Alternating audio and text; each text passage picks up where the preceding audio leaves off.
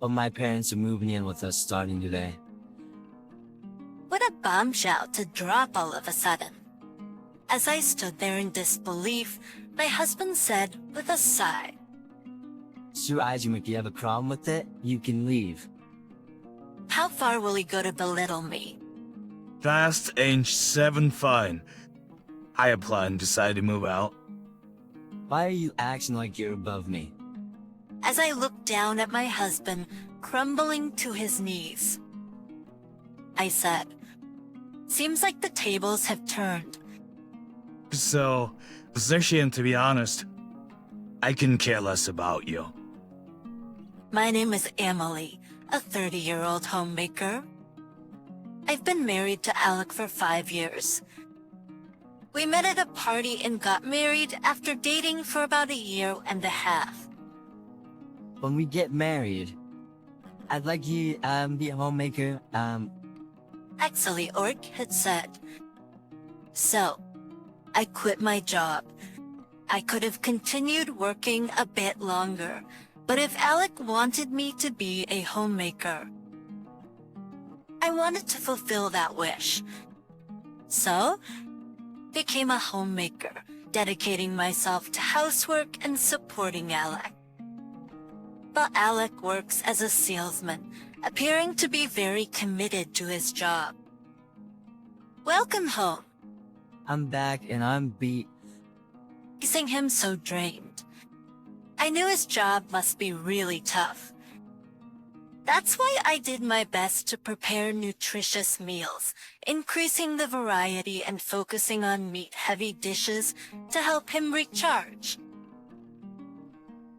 Fried chicken today? That's perfect with a cold beer. I feel energized. I'm glad to hear that. Seeing Alec happily eat the food I prepared made it all worthwhile, and to make his life as comfortable as possible. I kept our home spotless every day. I believe I managed to maintain a home we both could be proud of. I thought I was doing a good job supporting Alec in every way I could. But to be honest, I had my reservations, and they started not long after we got married. It was about Alec's low salary. That despite being in sales, Alec struggled to close deals, and it seemed like his peers and even his juniors were outperforming him. In the beginning of our marriage, I thought Alec was committed and told myself that he was still young, and it was only natural for him not to earn much. However, years went by and his paycheck didn't grow. We were getting by with just the two of us since we didn't have kids yet, but we were far from living comfortably. Thus, in reality, we had to cut back on groceries, and though we wanted to travel, we couldn't afford it with Alec's income. That's why around our second year of marriage, I suggested to Alec that I could work part-time if I could earn a little money on the side. I'm sure it would give me peace of mind and make life easier. Alec wouldn't let me work part-time. He promised to take care of the home, so focus on that. I'll still manage the home, but I want to work just a little during the day to avoid hurting Alec's pride. I didn't mention our financial struggles. I tried to get his approval by saying that I wanted to feel connected to society or build up our savings. Still, Alec refused. Besides, you'll end up working longer hours and housework will be neglected. I can see it coming. I was what I like. But aren't we living just fine on my salary? What's he even talking about? I thought he knew we're trying to make ends meet, which is why I wanted to work. I bit my tongue to hold back a retort. In the end, Alec wouldn't let me get a job, so I started brainstorming ways to cut costs. I switched to a cheaper phone plan, canceled our Netflix, and trimmed our fixed expenses as much as possible. I even sold my car to save on insurance and other related costs. Honestly, we only need one car, and I rarely use it during weekdays. Just by doing these things, I was able to save around $200 a month. I also tried hard to cut down on our grocery bills. I substituted meat with soy products, bought things on sale and froze them, and generally got creative. I researched various recipes to keep our meals interesting, and it worked. I also stopped buying store-bought snacks, opting instead to bake cookies at home. Thanks to these efforts, I reduced our monthly food bill by almost another $200. So in total, like Shen's, I was saving about $400 a month, which I figured was close to what I'd make working part-time. I started putting away these savings, preparing for whatever lies ahead. And a few $100 may not seem like much, but it adds up over time. And so, I did my best to save money. But then, something unexpected happened a few months into this new lifestyle. A huge package arrived addressed to Alec. Hey, what's this all about? It was a day off, so I woke Alec, who was sleeping in. Oh, what? Why are you waking me up on my day off? Get up. You need to see this. I dragged Alec to the living room and pointed at the package. Oh, it's finally here. It's with a smile. Alec opened the package. Wow, this is awesome. And what he pulled out of the box was a giant speaker. With this, you can watch movies with incredible sound and immersive experiences. Plus, it's great for simply listening music too. Alec was visibly excited, but something was nagging at me. Hold on, how much did this set you back? I think it was around $500. What? $500? I felt like I was about to faint. I had worked so hard to save that $500, and Alec had blown it in an instant. Why would you spend so much on something like this? We made something like this. I think you'd be happy to have more cinematic experience. When we watch movies together. And I was... Don't waste money on something so expensive. wasting money. Don't try to spin this like it's for my benefit because I called you out. You wanted this for yourself, didn't you? Stop making excuses. No, I'm not making excuses. The fact that he was panicking told me I hit the nail on the head. Look, yeah, I bought this because I thought we needed it. Stop complaining. You're just a housewife. I'm the breadwinner here, yeah. Alec really said that. I can't believe it. Freaking here I am, working hard and being creative to save money, and this is the thanks I get? I was furious with Alec for not understanding my efforts at all. I can't believe you're serious. I am serious. You're taking me for granted. Show some gratitude, Tom. That's my line. He's the one who should be thankful to me. But over the years since we got married, I've been a stay-at-home wife and pretty disconnected from the workforce. Getting back into the job market looked challenging, and if I was suddenly kicked out, I'd struggle to make it on my own. So, like it or not, I had to rely on Alec's income. Even if I wanted to work part-time, But Alec wouldn't give me the green light. And after a recent argument, he's become even more stubborn. You really ought to appreciate what I do for you. Alec insisted I remain a stay-at-home wife. It seemed he relished the role of the main breadwinner and didn't want to lose that status. Pep says if I were to contribute financially, even just a little, he couldn't claim full credit for a lifestyle. I was utterly disappointed when he said such things. He needs to put himself in my shoes, tangled in his petty pride. If he wants to keep his pride high, then he should be showing real results.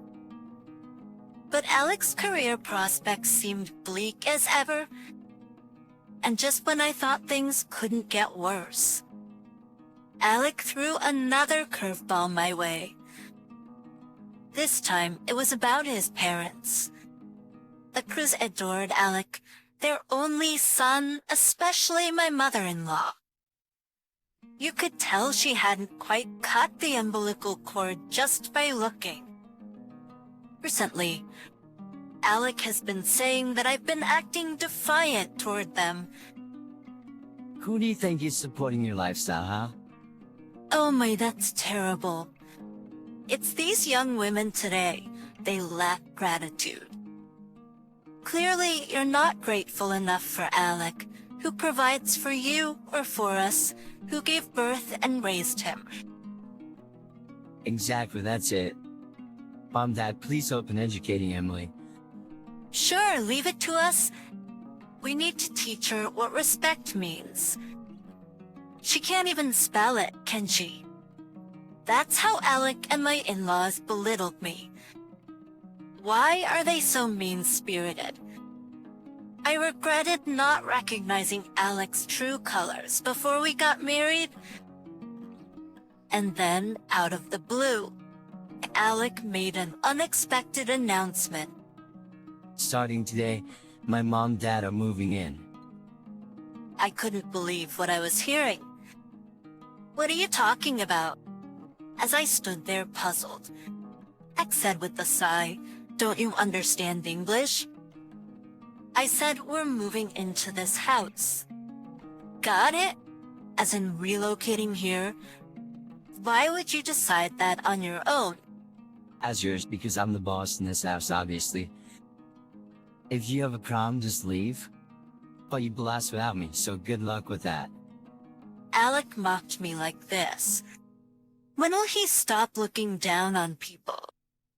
Time. I decided we'd move, but Alec seemed to think I had submitted to him. I'll be rude to my parents, okay? Alec just went on with the conversation. An hour later, my in-laws arrived. Mom, Dad, good to see you. We're tired from hauling all this stuff. Let's have her carry everything then. Sounds good. Go ahead then. Earthaptuals unpronounced. With a simple "see you later," my in-laws dropped their heavy bags by the front door and disappeared into the living room.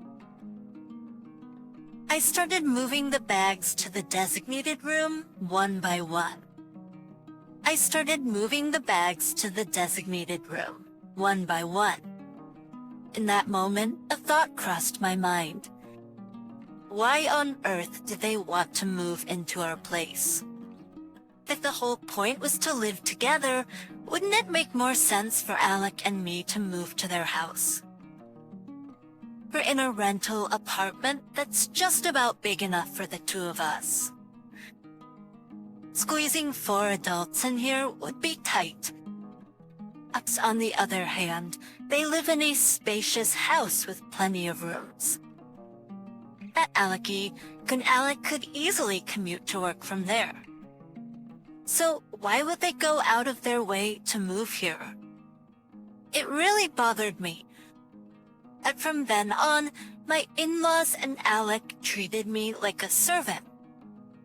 And they piled on household chores, taking liberties and doing whatever they pleased. Is this the best meal you could prepare when we've come all this way?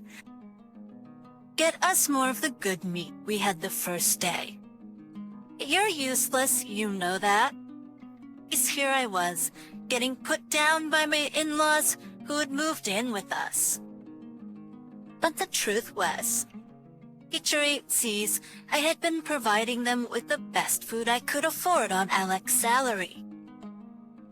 If we spent any more, we'd be eating nothing but cereal until the next payday.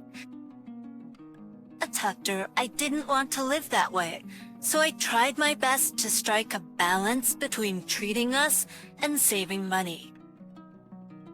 That's why I didn't deserve to be treated the way I was by them. While enduring their constant criticism, I started to do some digging on my own. I discovered something shocking after talking to neighbors from where my in-laws used to live. Apparently, they were addicted to gambling. They'd been spotted going to gamble almost every day. The neighbors suspected this habit had led them into debt, forcing them to sell their house. It gave me chills to hear this, but it also explained why they had to move in with us. Us at my in-laws would often leave the house together during the day. They'd say they were going for a walk and remind me to clean the house. I had a hunch they were going to gamble. One day after they left, I decided to follow them discreetly. Sure enough, they were gambling. Now, I was certain they were dependent on gambling, and it had forced them to sell their house and move in with us. I couldn't see my life turning out well if I stayed in this situation. I decided I needed to leave this house, job or no job. I couldn't go back to my parents' house where my brother and his wife were living, but maybe I could explain my situation and stay for a few days. That was my plan as I began to look for work. I knew I wouldn't find the job. I reached out to a former boss of mine. She was a woman I admired a lot back when I was working. I hadn't seen her since I got married and left the company. I felt guilty contacting her out of the blue, but I took the plunge.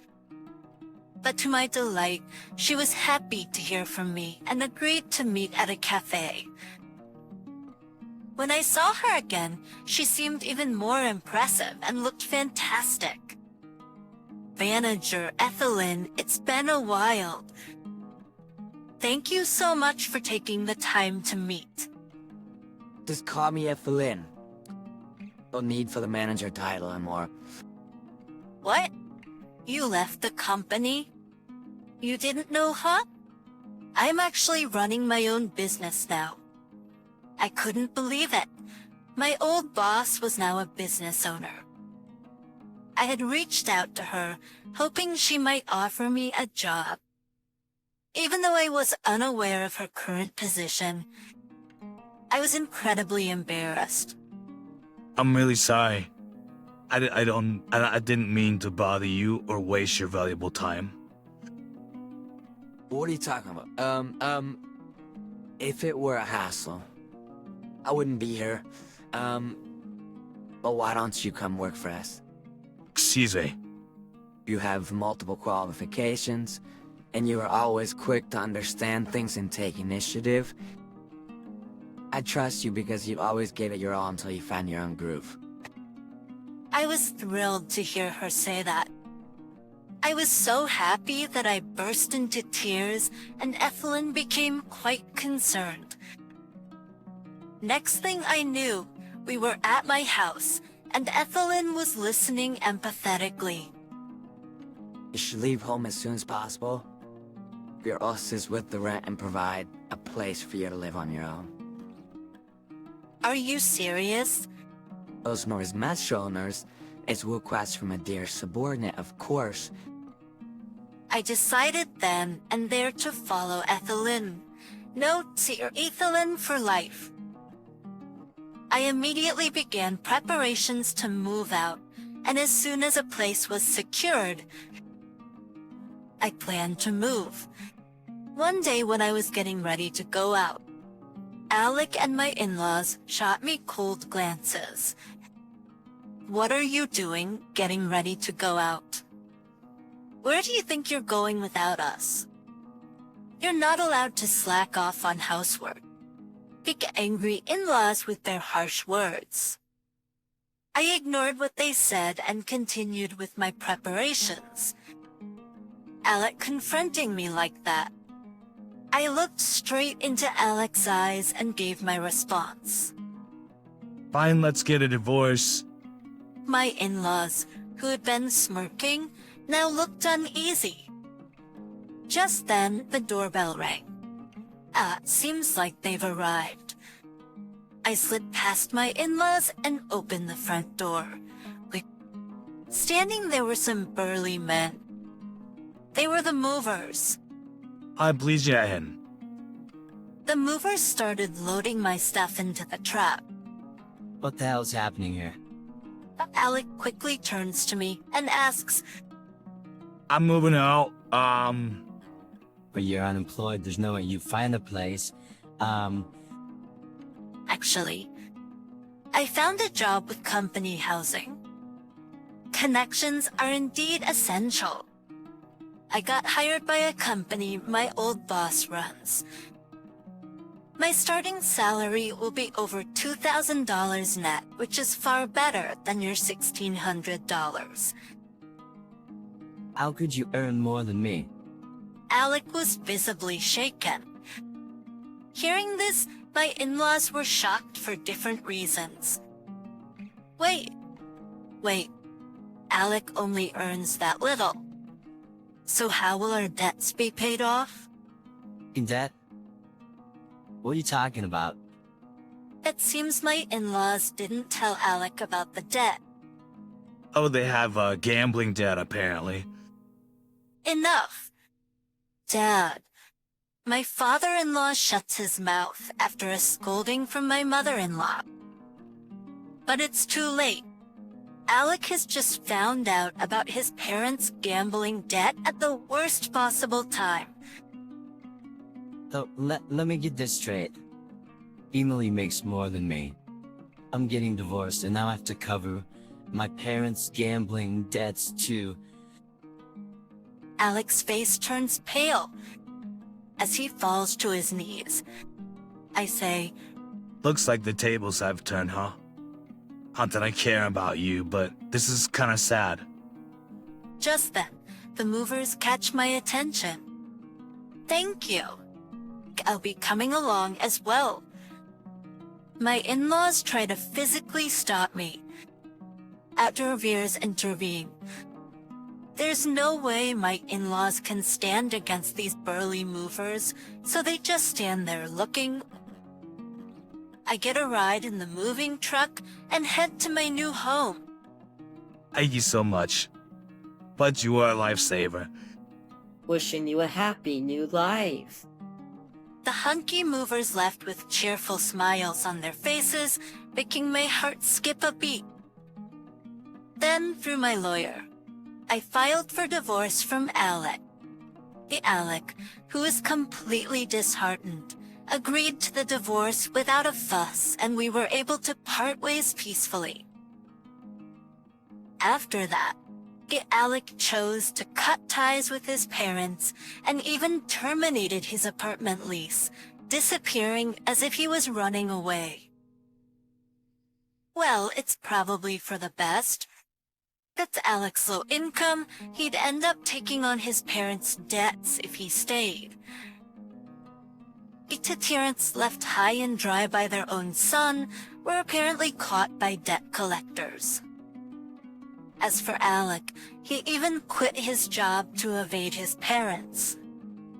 He sent me an email pleading to get back together, but I ignored it.